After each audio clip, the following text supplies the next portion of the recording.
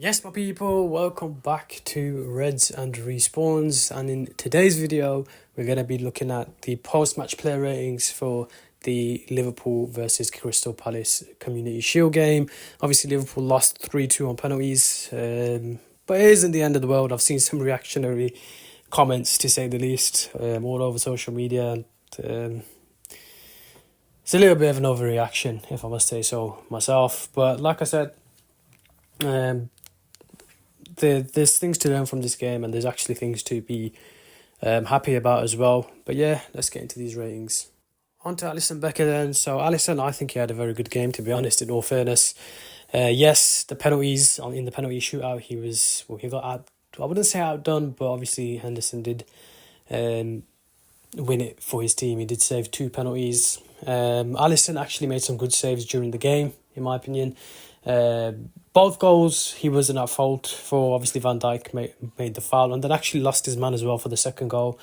So yeah, Alisson made he wasn't at fault for the goals, and he did make the good saves. On one occasion Szoboszlai lost the ball on the halfway line. They came to counter us. Obviously Palace passed the ball into Eze. Eze took a shot at Alisson and Alisson saves it. Again, he was good in one-on-one situations as well, where prior to Van Dijk giving away the penalty, Mateta obviously was one-on-one with him, and again he came out on top before Van Dijk gave away that penalty. So again, for Alisson, I'm going to give him a score of 7.5 out of 10 today. Moving on then to Jeremy Frimpong. Again, I think it was a breath of fresh air today to see him flying up and down that right-hand side. It's something we haven't seen in quite a while, to be honest. Again, he was electric. The pace on this man probably could be the fastest player at the squad, especially now that Diaz and Nunez have left. He could be the fastest player in the Liverpool squad. Up and down that flank, on the inside channel, and overlapping as well. So again, Frimpong was class. Obviously allowed Salah to cut inside whilst he obviously holds the width. His goal was pretty bizarre, I'm not going to lie. He sort of dinked it, but I don't think he cares, and nor do I. A goal's a goal, and he's opened his account for Liverpool, so that's what we care about. For me, he had a brilliant game, and he's a breath of fresh air, and there's more to come from him. I wouldn't say he stamped his place down in the squad as of yet, but he definitely has made a good showing to Arne Slot, and he does bring energy to the side, so that's all we need. So for Frimpong, again, 7.5 today. Moving on then to Mr. Virgil van Dijk. I don't think he was at his best today. He showed good, sort of decent leadership skills. He showed some good leadership skills when he was obviously egging the team on to go and obviously get the third. Not that it helped. The second half was poor. I'm not even going to lie. It was all Palace, but he did lose his man on occasions. He gave away the penalty. I just didn't like the showing from Van Dijk today. Yeah, he was strong in the air. He was winning his aerial duels, but at times it looked like he was a little bit behind, or a step behind, the Palace defence. So for Virgil van Dijk today, it's going to be a 6.5 out of 10. Moving on then swiftly to his defensive partner, Ibrahima Konate. I think he was the better of the two centre-backs today. He was stronger in the air. Yes, he gave away more fouls. Obviously, if you're stat merchants, then you're just going to say, obviously, he's giving more fouls away. But when you actually watch the game, Van Dijk's foul that he gave away was actually crucial. They scored a goal from it. Konate's fouls were cheap, yes, but I think they could have gone either way, to be honest. And none of them were really crucial fouls. Again, he was strong in the air. He was actually charging at one point up the pitch as well, which was nice to see. He could probably work on his on-the-ball skills, but he has improved a lot, I'm not going to lie. Especially from seeing that today. I haven't seen that from him in quite a while. With that being said, Van Dijk, just going back on Van Dijk, he did have a few good pings today. That was one good thing that I've seen from Van Dijk today, his pings to Salah. I think he got it to Salah once or twice, and again the opposite side to Gakpo. Pinpoint as well. So fair play. But again, back to Ibu. For Ibu, it is a score out of 7. It's a 7 out of 10 for Ibu today. He did get deducted a point, or half a point, shall I say, for the goals that were conceded. I don't think that he was at fault for them too much either. But again, he's a part of that defensive line, so he has to take some responsibility. On to Milos Kerkez, and with him I don't have much to say, to be honest. I think he had a bit of a quieter game compared to his defensive partner in Jeremy Frimpong. He was very good in his duels, very, very good in his duels. Literally, he lost the ball, he's tracking back, trying to get it. Electric as well, up and down that flank, inside and out, inverted and overlapping. He's definitely one for the future. Again, he's the new version of an older Robbo, so the Robbo of old is the new Kerkez, or vice versa rather. But it's a breath of fresh air, not that I'm taking anything away from Robbo, but obviously from last season, the left back, even with Tsimikas really, the left back issue, I can sit here and say it has been resolved. I'm looking forward to seeing a lot more of Kerkez. I don't know about you lot, but me, I'm looking forward to seeing it. He's only 21 as well. He turns 22 in November. So yeah, not a bad shout. And he never had a bad game. It was a quiet game, but he was up and down that flank as well at the same time, if you get what I mean. It was electric. The team does look electric, I'm not going to lie. Again, due to the goals for Kerkez, I'm not going to be too harsh. I'm going to give him a 7 out of 10. Again, I don't want to be too harsh on Kerkez, and he did have some good moments in the game. So that's Kerkez for today. On to Curtis Jones, who I didn't expect to start. Obviously, Gravenberch has had a child, I believe, so congratulations to him first and foremost. And secondly, obviously, Curtis Jones stepped into play as the number 6. I think he looked good. There was on occasions he was literally replicating the Gravenberch role. We didn't see too much, but obviously he was stepping in as a third centre back. He was obviously playing the deepest out of the three between Szoboszlai, Wirtz and him. So sometimes I could he was sort of controlling the tempo as well. Obviously, the commentators mentioned it multiple times as well, where he completed all of his passes, didn't misplace one pass. I think he played that 6 role decent enough to sort of step in for Gravenberch if and when he's not there. I think he can definitely play a role there. And for Jones again, it was a bit of a quiet game for him, but I didn't see him doing anything wrong. So again, for Jones today, we're going to give him a 6.5 out of 10. Moving on to Dominik Szoboszlai. A lot of people were saying he was the worst player on the pitch by far. I think that's a bit overreactive and a reactionary, considering a lot of people were saying he was one of our better players during pre-season. I don't think he's had those top performances, the standout performances that he was having in pre-season, but I don't think he was anywhere near a bad performance. He did give the ball away a few times in our half, where obviously they led to counter-attacks, where Alisson obviously had to make a few saves. But again, he does suit that number 8 role. I don't know if he can replace or displace Maka, but he does have the pings. Obviously, he's been pinging balls out to Frimpong, I believe, just at the edge of the... not the edge of the area, sorry, just before the ball was going out, right by the byline. And he pinged one out to Gakpo as well. So he does have those pings as well, which could prove crucial, and he has the running power as well.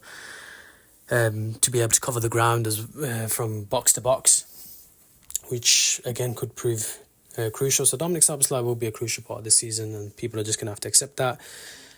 His penalty was good as well. Like the best thing about it is Dean Henderson knew exactly where he was going, but he just couldn't do anything about it. That's just Szoboszlai's penalties for you. I do think he should be on penalties permanently, but again, I don't know if anyone's going to agree with me on that. If you don't, your opinion's yours, mine is mine. It is what it is. But yeah, for Szoboszlai's performance today, it wasn't the best, so he will be getting a 6 out of 10. Moving on to Mr. Florian Friday, Mr. Florian Wirtz. He had some good moments. He's very, very, very, very... he's very slick on the ball. And I have been in and out of pre-season. Obviously, I've been a bit busy myself. But today, I've seen it firsthand how good he is. Obviously, I've seen him at Leverkusen as well. But for him to do it at a high level is great. These little flicks, these little interchanges between him and Ekitike, him and Gakpo and Szoboszlai as well. He looked very slick today. Obviously, his output wasn't as good. He did get an assist. So did Szoboszlai. Maybe I should have given him a little bit of a higher score, but... I guess he does deserve a 6. But anyway, carrying on. He did get the assist for Ekitike, and secondly, his output, barring that, hit the ball over the bar. He should have really done better there, if I'm being honest. He did have a lot of space. But this is just the start for Wirtz. So for Wirtz's performance, 7 out of 10. I think there's plenty more to come from him, our new number 7. So, people, keep an eye on Florian Wirtz, although I'm sure most of you are. Moving on to Mr. Mo Salah, the great Egyptian Mohamed Salah. So Salah's performance, it was a little bit quiet today, especially in the first half. For him, it was sort of like a counter opposite. The first half, everybody else was probably the better half for the other players, and then for Salah, I think his second half was slightly better. So don't quote me on that. I just mean that his second half was a little bit better than his first. First half, I believe he only had like 10 touches. And that's not me saying that he was quiet or anything like that. They sort of looked like they built their game, their defence was sort of built around keeping Salah quiet. That's why obviously Wirtz, Szoboszlai and these other players, Gakpo got quite a bit of space as well, although he didn't do too much with it. But Salah was blocked off quite a bit by multiple defenders. So I'm not really too fussed about his performance today. Like I said, it wasn't the best, but I'm not worried at all. I'm just waiting for Friday to come and the season to begin. For Salah's performance today, I'm going to drop him a 6 out of 10. Feel free to leave a comment down below on what you think, and also bear in mind I'm not going to be too harsh with my first player ratings video. But yeah, for Salah today, 6 out of 10. Like I said, I have acknowledged that he did miss the penalty as well. Like, it's crazy. Like I said, I'm sticking by that point. I want Salah penalties, not just from today. I wanted Szoboszlai penalties since his come, obviously from Leipzig days. I did want him on penalties when I heard that he was coming to the club, but people were saying McAllister. Well, we've seen what happened to McAllister today. I don't think there's a better striker of the ball at the club at the minute. Maybe barring Gakpo, then Szoboszlai, in my opinion, but everybody's got different opinions. But yeah, anyways, Salah's performance, 6 out of 10 for me.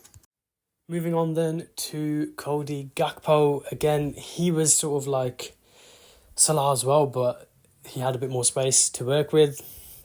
There were a few good bits of play between him, Wirtz, him and Ekitike as well, linked up quite well. So, like I said, there is more to come from this side. Just Gakpo was a little bit quiet today. Yeah, he was a little bit quiet today. Again, I'd like to see him go on the outside a little bit more. Obviously, I can understand why he doesn't do it, but this one-trick pony kind of thing, I don't know why people say that, but I mean, it's a one-trick pony that works, I guess. But yeah, I'd like to see a little bit more from Gakpo. Again, 6 out of 10 for me today. What a penalty, by the way. Just whacked it right in. Dalla. Moving on to Ekitike. Wow, it was a brilliant game from him. Finish, class. Basically everything about him was class. That finish was amazing. I haven't seen that in a while from our number 9s, and we were lacking that last season. I had my doubts. Similar goal he scored today, similar to the Frankfurt goal that he scored against Spurs. Brilliant first touch, turned his man, and bang, bottom left, or bottom right, shall I say. It was a brilliant goal all round, and hopefully more to come for Ekitike today, especially since his impact, him coming off had a massive impact. Obviously, the game went left from when he came off. So for Ekitike, he's getting a 7.5. Moving on to the subs then. Alexis McAllister, he came on and there was a bit of controversy with him handballing and whatnot, but by the time McAllister came on, I think the game was sort of swaying through to the side, swaying the way of Palace rather than us. So obviously we were sort of more on the back foot, they were on the front foot. The pendulum sort of swung their way. They all had all the momentum, obviously, after scoring as well. Obviously, there's a controversy with his handball. I didn't really see much from the substitutes. Obviously, like I said, we were on the back foot. For McAllister today, missed a penalty as well. So again, like I said, I'm not going to be too harsh. 6 out of 10 again. But yeah, Moving on to Wataru Endo. He came on and he was a soldier as always. He was a warrior. Typical Wataru Endo. Came on, lunging into tackles, breaking people's legs is what I like to see. But again, like I said, he came on at a time where we were on the back foot, which sort of works for him because obviously he likes to lunge into them tackles and whatnot. I think he didn't do anything wrong, to be honest. Again, 7 out of 10 for him. I don't see anything wrong with his game today. Moving on to Harvey. Obviously, he only played like 5 minutes, so didn't really see much from him, to be fair. He never did anything wrong, but obviously he never had the time to sort of have an impact on the game. So for Harvey today, it will be a 6 out of 10. And again, best of luck to Harvey. He probably won't be here by the end of this transfer window. But yeah, he's a die-hard Liverpool fan, so we've always got respect for him. Moving on to Andy Robertson. Again, he never had much time in the game to make an impact. He only was on for the last 5-10 minutes. But I do believe we'll see a lot more of Robbo this season. I do believe Tsimikas will depart come the end of the transfer window. I believe Robertson's definitely still got a season or two left in him. Obviously, I believe his contract is up at the end of this season. So he might leave for free as far as I know. I might be wrong on that, so don't quote me. Based on his performance, he had a peach of a ball that he delivered into Salah. Well, it almost got to Salah. If it wasn't for Dean Henderson's heroics, obviously he grabbed the ball and obviously didn't get to Salah. But I think that Robertson, for the 5 minutes that he was on, he had a decent sort of performance. He never had much to do, couldn't make an impact, obviously, because of the time that he came on. But for Robertson, it would be a 6.5 today, based on that peach of a ball. But like I said, we'll be seeing a lot more of Robbo. His leadership, his personality, that's something that you can't lose. It's crucial. Yeah, people, that was or is the end of the player ratings video today. Thank you very much for tuning in. And don't forget to smash the like button and hit the subscribe button if you haven't already done so. And just turn on that little notification bell. Obviously, it'll notify you of when the next video is up. And again, don't forget to share the channel as well so we can begin to grow on our journey as well. But yeah, people, thank you for tuning in and have a good one. Bye-bye.